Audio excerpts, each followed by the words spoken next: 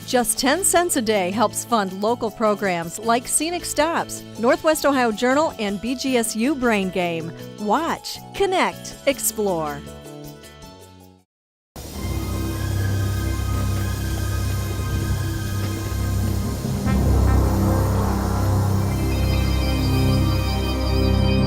My name is Larry Todd. I'm the president of the Northwest Ohio Railroad Preservation.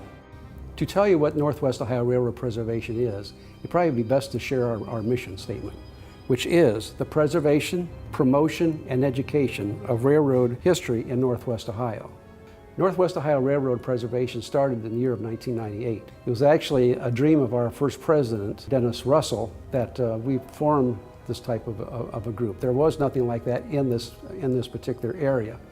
And in order to bring the history of railroading and to preserve some of the artifacts that were quickly disappearing, he and the rest of us felt that it would be a good idea to do that. We have different activities that we put on. We start with a train show in March. And that's when we start running the train outside and our electric trains and everything. And that's kind of the kickoff of the season.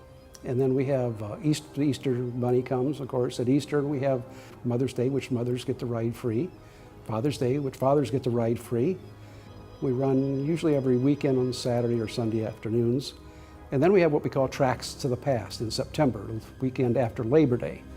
And then we move on into October, which in October we have the Pumpkin Train, which is a very, very big thing. Kids love the Pumpkin Train, Mom and Dad do too. Friday and Saturday nights is when the ghosts and goblins come out and we have the Haunted Engine House.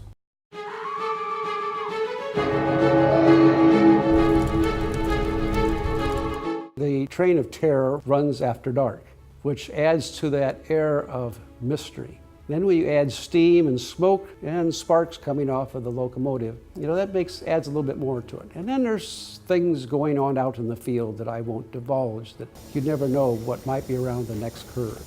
Now that's in the train. The Haunted Engine House, first of all, you might as well say it is completely dark in there, as most haunted houses are. You never know what's around the next corner on that either. There's going to be more things jumping out at you. You might want to start running the other way, who knows? But then which way is the other way?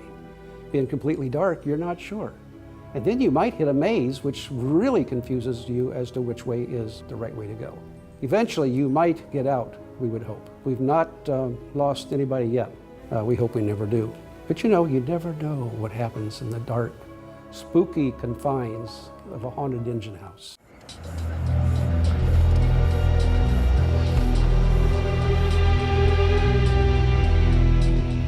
I think we've been doing the Train of Terror and the Haunted Engine House probably for close to 10 years maybe, 8 to 10 years I want to say. But it is one of those things we did add, the traction. We had gone around to other ones before that and taken them in and got ideas and everything and said, you know what, we think we could do that. So we started experimenting and guess what, we could do that. Although really it doesn't bring as many people as the Pumpkin Train. The Pumpkin Train, there's something about it, the kids just love the Pumpkin Train. And what's really neat, they always go for the largest pumpkin. Whoa, look at that big pumpkin, The one they pick, they have to carry to the train to bring it back.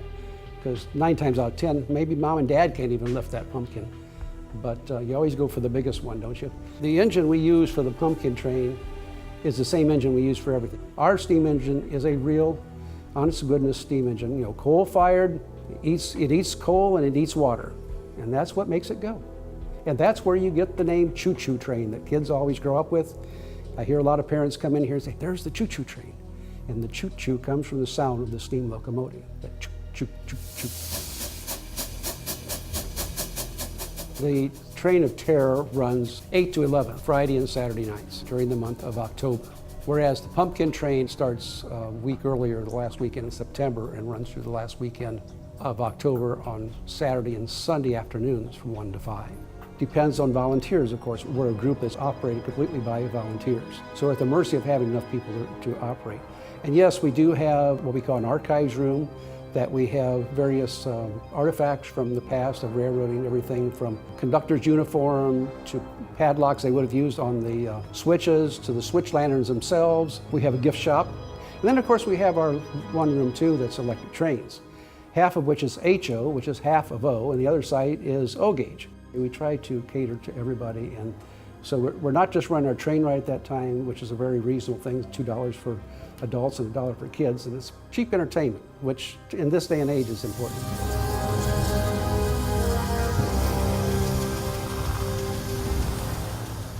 Scenic Stops is brought to you by WBGU-TV. Support great local programming by giving now at wbgu.org/pledge.